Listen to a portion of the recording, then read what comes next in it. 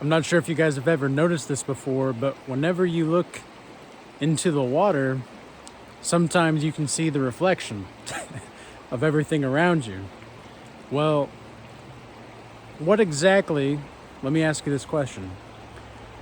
What exactly is the difference between the water and everything else? When I was realizing the deeper versions of spirituality and God in general, I suddenly started to see that there really was no difference between the reflection and everything else around me. And so in today's video, I want to talk about the God-shaped labyrinth in life and what it's like for us to move through life through this God-shaped labyrinth and what exactly that means for us going forward. So I'm back outside today. It's a really beautiful day out here. It's not quite as cold as it was the other day, but I'm sure we'll still get there at some point. But we're just gonna go on a walk here by the river and talk about this topic now.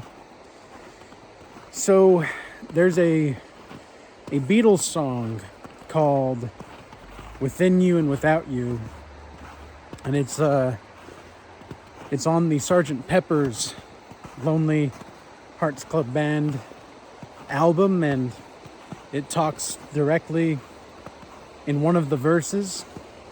It says that you realize that life goes on within you and without you. And this is exactly the kind of teaching that is involved with the reflection in the water. It's that whether you're really here or not, life is going to go on. And life is about discovering what it's like to go through this God-shaped labyrinth. Now, when I say this God-shaped labyrinth, a lot of people don't even realize that we are already who we're supposed to be. A lot of the times we just have yet to realize it. And we've yet to realize it because so many of us are caught up in the day-to-day practicalities and the day-to-day superficialities of life. We're not focused on de-emphasizing worry. We're not focused on de-emphasizing idiocy. We're not focused on de-emphasizing the ability to be wrong. How do I say this? It's more like people just don't want to be wrong.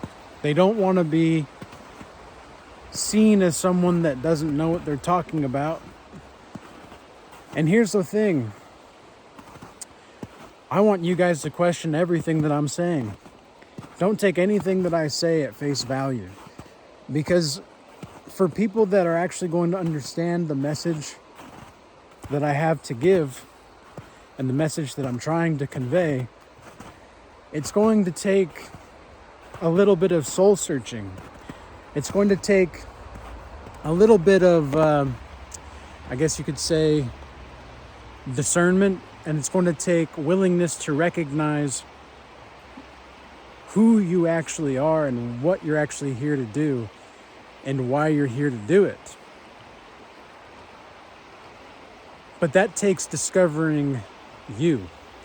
It takes discovering you, and that's exactly what the God-shaped labyrinth is all about. This whole life is just the perfect puzzle and the perfect playground for us to recognize who we are, which are interdimensional beings that go beyond time and space. We are not this body. We are a spiritual essence, a soul. And there are many Bible scriptures that I could quote and that I could relate to you on this specific topic. But for the moment, for today's video, I want you to just look inside yourself and really ask yourself what exactly it is that you're really looking for in this life. What exactly do you really want out of this life? Is it money? Is it the perfect body? Is it women for all of the men out there that watch this channel? Is it men for all of the women that watch this channel? Is it material things? Is it that new car? Or are you looking for something deeper? If you're looking for something deeper, this is the channel to go to. Because although some of the topics that I talk about may seem at surface level a bit worldly, such as the topics of modern men and modern women and the state of affairs in our society, I think it's important to get a overall understanding of where we're at socially, spiritually, economically, etc., so that we can get the entire full picture of where and why we are where we are today. Now, this is just my perception. This is just my way of discerning what's most important in this life. And there are many things that are revealed to us in our dreams or in our experiences with people or experiences with life in general that display to us a certain kind of, I guess you could say, force in which we are supposed to and we are guided to live a more fulfilling life. A lot of the times people don't want to live a fulfilling life because it's difficult. It's kind of challenging to look around at your life and think about, is this really what I want to do? Is this really why I want to do what I'm doing? Do I really want these things? Why do I want these things? Why do I have desires? Why can I not stop with the desires? Because if you're desiring not to desire, then, well, that's still a desire, right? And this is something that Alan Watts has talked about several times in some of his lectures. But I want to go back to what I mentioned with the Beatles for a second. Now, the first time I heard the Sgt. Pepper's album was right after one of my first LSD trips, like 4 years ago. And psychedelics revealed to me this God-shaped labyrinth. It was as if I wouldn't have known there was existence here if it wasn't for these kinds of psychedelic experiences. And I remember, I don't know what it is about the Beatles in that moment, because I had never really listened to the Beatles before. But it was as if I was hearing true music for some of the first times. And that's something that you'll start to appreciate more as you move forward in life and you navigate the labyrinth of life. This God-shaped labyrinth is, you start to notice the quality of life more than the thing itself. You start to recognize beauty in all things. You start to recognize that as weird as it sounds, this tree right here is a life force. It has its own life force. All of these trees around here, the water itself, the stillness of the moment, the coldness of the air, the smell of the pine on the trees up over there. I can smell the pine. Everything that is and could be encumbered into one moment is an entire experience. And you yourself are not only the experiencer, but you're the thing which is experiencing. And that is really something. That is really something that not a lot of people really understand at a fundamentally deep level. And psychedelics revealed this to me. It was as if all my sight, all my sensations, hearing, etc., was heightened. But it was also more pure than ever. And so now you can, well, how do I say this too? It's like, now I'm to the point to where I can hear music in all things. I can see beauty in all things, even the most terrible things.